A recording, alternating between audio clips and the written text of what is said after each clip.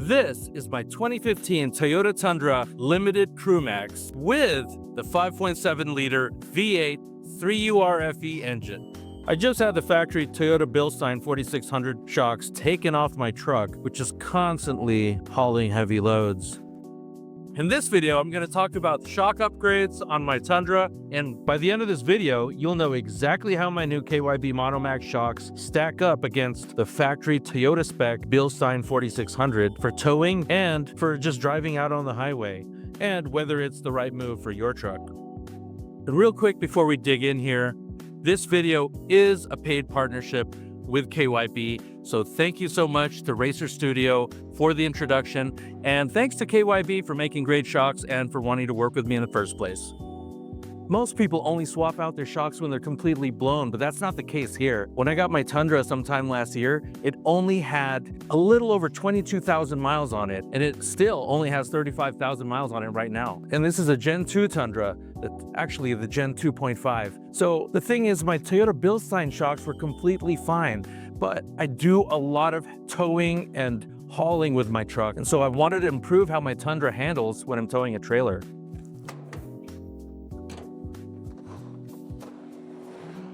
I don't even drive my Tundra every day, but when I do, it's always loaded up with heavy things like construction materials in the bed, or engines, or transmissions, or it's towing a heavy trailer. So when you're towing and you have a heavy trailer behind you, you get rear end squat, and you could definitely notice it. The back of the truck is lower than the front of the truck. And when it's like that, the suspension on the truck feels soft and unsettled, and it doesn't feel good on the highway. It feels sketchy, in fact, especially if you have a really heavy trailer behind you. And the trailer will tend to push the truck, especially when you're going on a downhill. That's no good. There have been times when I was towing heavy trailers from LA to Vegas, and as you approach Las Vegas, there's this stretch of road that's curvy, but it's a downhill grade. And I remember when I was towing a big U-Haul trailer with a bunch of 2JZ engines and 2TC and a bunch of 4AG engines and transmissions and engine stands and a cherry picker. Man, that was sketchy because as I was going down that grade, it felt like the trailer was pushing me even when I was hitting the brakes. It felt super unsafe, and I thought that the brakes weren't going to work. And the crazy thing is, part of that could be fixed by upgrading your shocks. Oh, and by the way, just in case we've never met, my name is Antonio. Although I just bought this truck about a year and a half ago, I've been collecting, restoring, and driving Toyota vehicles for over 15 years. My garage is full of classic Toyota and Lexus vehicles. I have A86 Corollas and a bunch of wheels and rare parts to go with those. I have a TE27, 1973 TE27 SR5 with factory orange paint, steel flares. I have a handful of Lexus IS300s that I just kind of got into recently, a Lexus GX 470, and of course, my Tundra back here. I've been obsessing over my Toyota collection and rare Japanese parts for longer than I can remember. All my friends know that I love TRD Japan parts for all my cars. In the early 2000s, all the A86 guys wanted the TRD Japan short stroke adjustable shocks. I actually used to special order those from some friends at Toyota dealers, and they would import them from Japan for me, and I would sell them on the forums like Club 4AG. Specifically, my favorite shock was the TRD 8-way adjustable short stroke one, part number 48531-AE831 for super nerds like me who know the part number. So here's what most people don't know. Those famous TRD Japan short stroke shocks were actually manufactured by KYB Japan. So when it was time to upgrade the shocks on my Tundra, I didn't want to gamble with other brands that I didn't even know. I decided to stick with a brand that I already knew and trusted, and that I already had experience with by running them on my other cars. If you've never heard of KYB, it was actually started in the early 1900s by a Japanese guy by the name of Shiro Kayaba. That's why it's called KYB. Kayaba, right?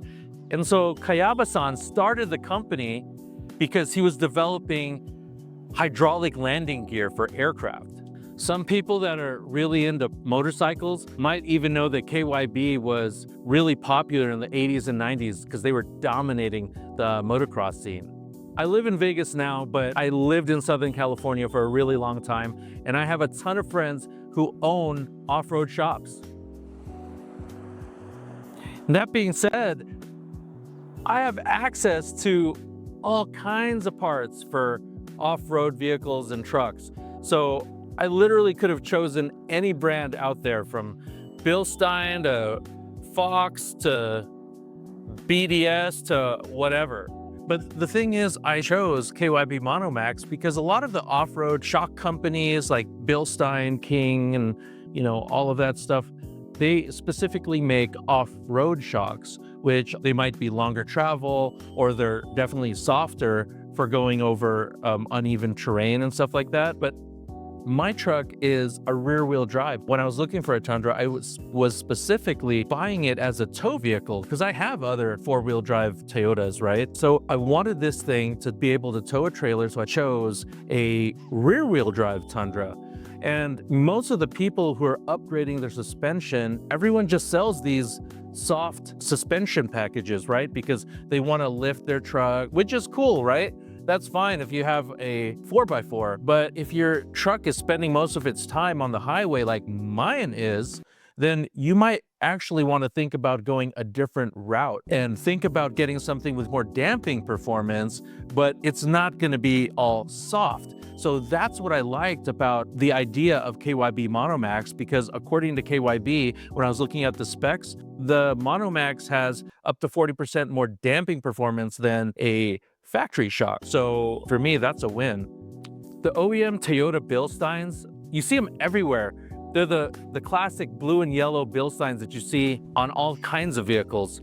And I don't want anyone watching this video to think that I'm bashing Bilstein or anything. They're a solid German suspension brand. I even have Bilstein 6112s and 5160s on my GX470. And in driving that GX to and from LA with heavy trailers behind it, I realized that those shocks, while they're really good, they're optimized for off-road use and for soft, comfortable, just daily driving type stuff. They didn't feel optimized for towing. And that's why when I decided to do something about my shocks for the Tundra, I decided to try out the MonoMax. So let's talk specifically about these KYB MonoMax shocks. According to KYB, they have a heavy monotube construction that was built for trucks that tow and have heavy tongue weight, and they tow campers and big trailers and things like that. They also have superior heat dissipation. So that's something that I was really interested in, because when shocks get hot, when the fluid in them gets hot, the shocks fade and the firmness of the ride gets soft. And I live in the desert. I'm standing in the garage right now because it's over 110 degrees outside. My camera's actually outside and it's hot as hell. It's super hot to the touch. And that's why when I was making this video, it took me so long to make it, because even at night, it's over 110 degrees. So I was trying to wait till just before the sun went down for me to be able to film this video just talking about these MonoMax shocks. That being said, I wanted shocks that had better heat dissipation so that they don't get all hot. Because when you're carrying heavy loads and pulling a trailer, especially when you're going downhill, like I mentioned, the shocks that don't have good heat management, they just have a tendency to get soft. And when you go soft, it's no good. So the thing about that is, if you have shocks where the fluid heats up like a normal shock would, especially when you're going down a long, steady grade with your truck loaded up with a lot of cargo and you're pulling a heavy trailer, that's exactly when the heat performance of a shock matters, because when they overheat, your shocks are going to fail. They're going to get too soft. And I'm wondering if maybe that's a reason why with my other shocks, the truck was feeling sloppy when it was handling. I mean, I was on the road for like 4 hours, actually a little bit more than 4 hours, because there was traffic. And when I was going down that grade, it was no bueno. So when the fluid in the shocks heat up, it makes your shocks get soft, and you don't want to go soft. And like I mentioned before, I brought my truck to my friends at Battleborn Off-Road. My friend Chaz owns that shop over there. So I brought it to Battleborn Off-Road. They did a great job of taking care of the installation. And they even did some extra things for my truck, which I didn't even ask for. So they noticed like the hub centers were getting a little bit of surface rust. So one of the guys over there just sanded it off and like resprayed it black for me, which was really appreciated. The shocks look fairly easy to install. The bottom part of the shocks, super easy. The top part on the rear, it's super easy as well. But on the front, the only thing that you might want to look out for is the space where the top nut is. It's a really tight space. So you're definitely going to need an angle wrench or something like that to get to it. But if you're the type that has a lot of tools and you want to tackle this on your own, feel free. It doesn't look difficult at all. So anyway, another thing that I thought I'd mention about these KYB MonoMax shocks is that they're really easy to get. So normally I'm into buying all these rare JDM parts where you buy it overseas and you import it into the United States and all that. But right now, for anyone trying to buy car parts overseas, we have ridiculous expensive tariffs going on. So I definitely have been slowing down on buying Japanese car parts, even though the yen rate is pretty good for us here in the United States. But the nice thing about these KYB MonoMax is they have great distribution. It's really easy to get. So your neighborhood auto store, a AutoZone, Kragen, O'Reilly's, Pep Boys, something like that, it's going to be easy to get the shocks. If your truck has a really popular application, then chances are that they already stock them.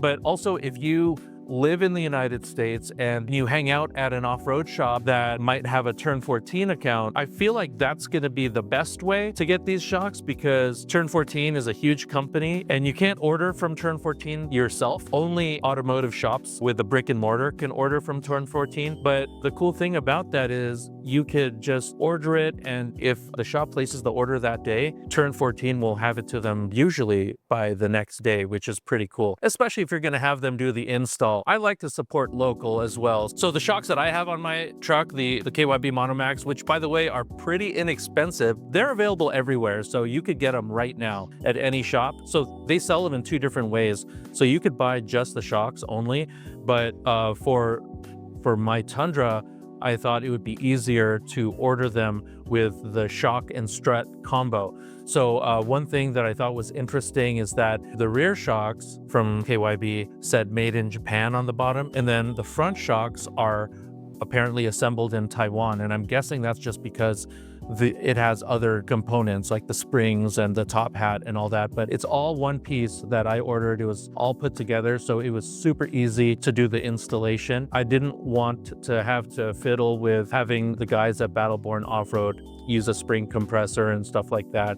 So I figured might as well just order it with the full kit and see how that goes. I heard through the grapevine that KYB is actually coming out with an upgraded version of the shocks. So that is going to be the KYB MonoMax 1000. And I don't have a whole lot of information on that specific application, but I'm definitely going to keep my eyes on the KYB website. And in case you want to stay connected with KYB and check them out, you could definitely follow them on their socials. So if you're interested in MonoMax 1000 or some of their other applications, then you might want to just check out their website. I got the KYB MonoMax shocks on my Tundra now. I really like the ride. The damping performance is awesome, especially when my truck is all loaded up with heavy things, which is all the time. And then also, I also appreciated the stuff about the improved heat dissipation and the 40% more damping performance, which you could actually feel that. So that's pretty cool. It's not just some bogus claim. You can actually feel the difference when these things get installed. I like it a lot. And also, there was nothing wrong with my Bilstein shocks. They're totally fine for normal driving. I just wanted better performance, and that's what these MonoMax shocks did for me. So I really like them. And if you have a rear-wheel drive Tundra and if you tow a lot, then I certainly recommend them. And obviously you can get them for other vehicles too, not just Tundras. So whatever it is, if you intend to do a lot of hauling, you might want to check out those KYB MonoMax shocks, and you can follow them on socials. If you want to follow me and Motor Mavens on socials, it's just at Motor Mavens on all platforms. In closing, I really like the way these MonoMax shocks perform on my Tundra. I could definitely tell the difference from the factory Toyota Bilstein shocks. These ones definitely have superior damping performance. It's not just something on the spec sheet, it's something that you could actually feel in real life. And look, my shocks weren't even old. Remember, my Tundra only has 35,000 miles on it right now. So even though the shocks are 10 years old, because it's now 2026 and my Tundra is a 2020 or a 2015, oh, that's 11 years actually. Sorry, I'm not one of those math Asians. You know, that being said, my shocks weren't worn out or anything, even though the paint looks a little bit faded. I just wanted a firmer grip on the road pretty much, and that's what these MonoMax did for me. So if you tow a lot with your truck, you might want to consider these shocks, and then remember there's the two different options for the front, the shock only or the shock and shock and spring combination. And that's what I opted for, the shock and spring in the front, and then the rear of my truck has leaf springs, so I got just a shock for the rear. I feel that upgrading your suspension is definitely a night and day difference on your vehicle. It actually improved the steering performance for my Tundra too, surprisingly. I didn't even expect that. And I intend to keep this truck forever. These 2.5 gen Tundras with the 3UR FE, it's like the best Tundra ever made because they don't have engine problems. They're super powerful and they're reliable. So I intend to keep it forever myself. I've heard of stories of these Tundras lasting, you know, hundreds of thousands of miles. For those of you who do follow Tundras or maybe own Tundras out there, what's the highest mileage Tundra you've ever heard of? Drop it in the comments below. I'm curious because some people that I've seen on the forums have over 200K on the second gen and the 2.5 gen Tundras. But the first gen Tundras with the 2UZs, like you see those going, you know, 800,000 miles plus. Yeah, what's the highest mileage Tundra you've ever seen? Drop it in the comments below and let me know. I'm really curious. And if you like this type of content about Toyotas and Lexus vehicles, please consider subscribing to the channel. I'm trying to create this Toyota Lexus community around Motor Mavens because a lot of my friends own Toyota and Lexus vehicles. I'm trying to make more friends out there all over the United States and all over the world. So please drop a comment. Let me know where you're from. Let me know about the highest mileage Tundra you've ever heard of. And that's it. Thanks for watching, and I'll see you in the next one.